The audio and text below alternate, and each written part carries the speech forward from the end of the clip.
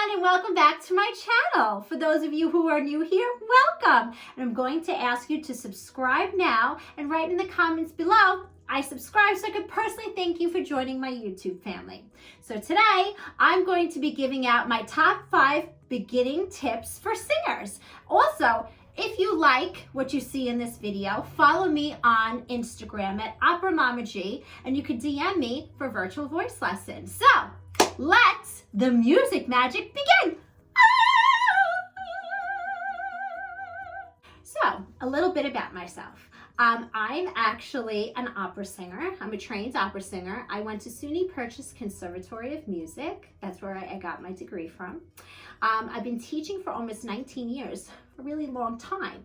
So I kind of know what I'm talking about when I'm going to give these little tips out. Tip number 1, open your mouth, guys. I know this is so basic, but a lot of kids don't know. And for all my years of teaching, the number 1 thing that you guys all do is you don't open your mouth. So I know it's kind of scary going into an upper register, and it could be kind of scary in the beginning working with a new teacher. I get all that.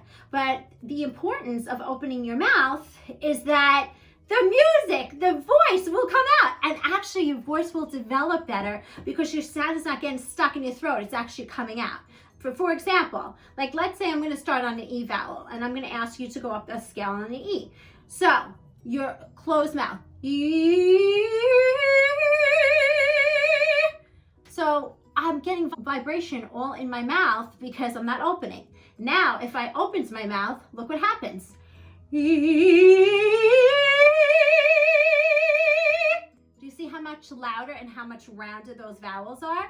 So number 1, my singing tip, open your mouth for your vowels. I'm not over exaggerating. I see this all the time. This is how kids and adults that don't take professional voice lessons actually sing with these vowels.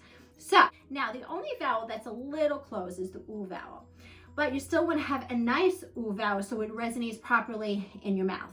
So ooh. So a lot of kids actually don't even open their mouth at all on the oo vowel and just go ooh. So I want a nice round oo. Ooh. Do you see the difference? It's nice and round. It sounds fuller. So tip number 1, always open your mouth. Tip number 2 is lower diaphragm breathing. So everybody that comes here, 90% of the students all think they know how to breathe. I ask them, show me a lower breathing. And this is what I say. Guess what, guys? That is not the correct way to do a singer's breath. So for singers, we breathe through our diaphragm. It helps us to hold out those long notes as sopranos. But it also helps develop your voice, and it keeps your voice healthy. When you sing through your diaphragm, you're not singing in here. And also the sound is not resonating in your nasal cavity as well. So opening your mouth and breathing, you will not have that nasal sound, that you won't have that. If you take a deep breath, open your mouth. Do you hear the difference between and it's night and day. One is full, one is not. So how do you do lower breathing? How do you do it? Miss Gina, I've never done that before. Nobody's ever explained that to me. So because I'm pregnant, I can't give you a full example of how I do it. So I'm just going to give it a little abbreviated version. So basically what I tell the kids is this. I tell them, what is your favorite thing to eat? A lot of times they come back with hamburgers or ice cream, which, oh my God, sounds so delicious, by the way, considering I'm pregnant. That's what I'm going to have for lunch, a hamburger. Anyway, sorry, getting sidetracked. So anyway, so basically I tell them, what do you want to eat? And they tell me that. And I say, okay, good. So stick out your stomach like you're full. You want to have that full feeling in your belly.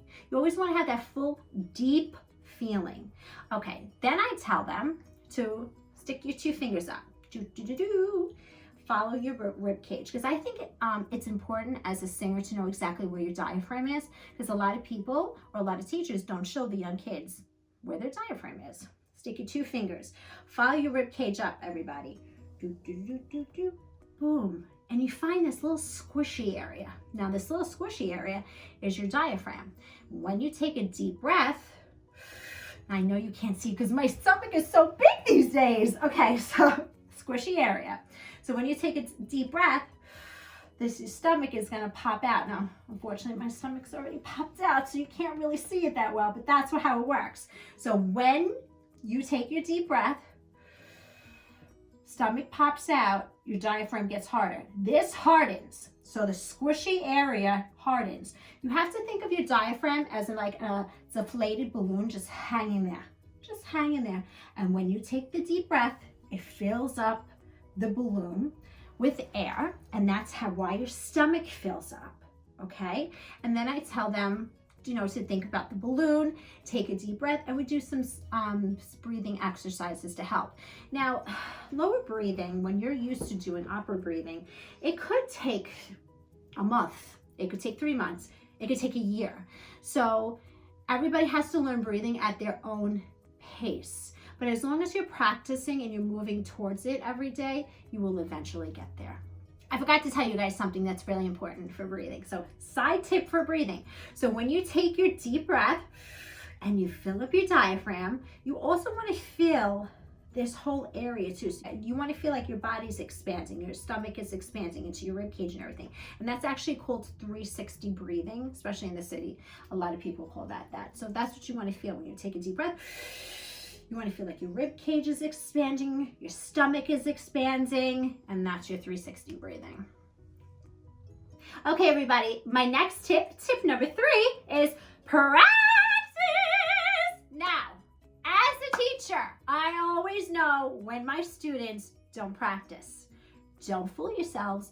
Don't try to lie, because I always know, don't I? Sure do. Now,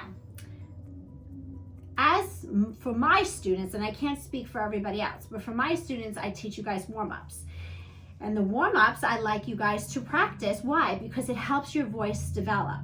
So I don't know if you practice with me or other teachers. I'm sure your teachers is going to give you warm-ups that you'll be able to practice at home. And it's important to practice them because there's a natural technique that's built into these warm-ups. And as teachers, we design this for you guys so that you're able to go home and practice and your voice develops, because you only meet with me maybe half an hour a week or an hour a week, and that's not enough time. So practice your warm-ups so that your voice develops. And that's tip number 3. Okay, everyone, I want to know, what is your favorite song to sing, whether it's in your voice lesson or in your shower? Leave a comment below. Okay, so tip number 4 is what I tell my students all the time. I work on a piece of music with them, and I always tell them, okay, it's time to record. I always make them record their section of music that we're working on in their voice lesson, and I always have them record like new voice scales that we're working on as well. So tip number 4 is always record your music from your voice teacher. Ask him or her before, but I'm sure they'll let you. Okay, so this is just a side note. I know it's so easy when you watch like YouTube and TikTok videos that automatically you think you could sing. Guess what? You can't. If you are interested in singing, you really need to study with a professional voice teacher, because you don't want to get bad singer's habits that you create by watching these videos. So it's very important to get a professional teacher. If you don't have one, follow me on Opera Mama G and DM me for information about virtual voice lessons. So tip number 5 is throat care. Okay, so we're in the winter months. I always tell my students, wear a scarf. Your voice is your instrument, so you have to protect your voice by covering your neck. So in the snow, in the cold, wrap a scarf around your neck. I also tell the kids during voice lessons to either have water with them or throat coat tea. I like throat coat tea because it coats your vocal cords really, really nice. If you're sick and not feeling well, or if you're over singing, my students always drink throat coat, and they like it, and it really works well for them. They also drink chamomile tea too, and they add a little honey to both of the teas. No milk, because sometimes that could cause mucus in some kids, because some kids are young and their vocal cords are fragile. So I always tell them, like, either throat coat, get chamomile, and water to have during their voice lessons. And even if they're sick too, I tell them, drink some tea, you'll feel better. So if you're wondering what this is, I actually have a story behind it, and it's actually cute and funny, and I had to tell you. So my older students love to break my music stand. I guess they get nervous and they go like this with it all the time. And I don't know why they do that, but they have. So one of my students for Christmas last year bought me a sign, #respect the stands. So an extra tip, when you go for your lessons back in person to your voice teacher, whether it's to me or whether it's another teacher, respect the music stands. Okay, thank you so much, everyone. I hope you found this video helpful and educational. If you are interested in a voice lesson, I'm going to say it again. Follow me on Instagram, DM me at Opera Mama G. So next week, we're going to be doing another baby video. So like, subscribe, and turn on your notifications so you don't forget I'm on at 12 o'clock on Mondays. And I'll see you next week.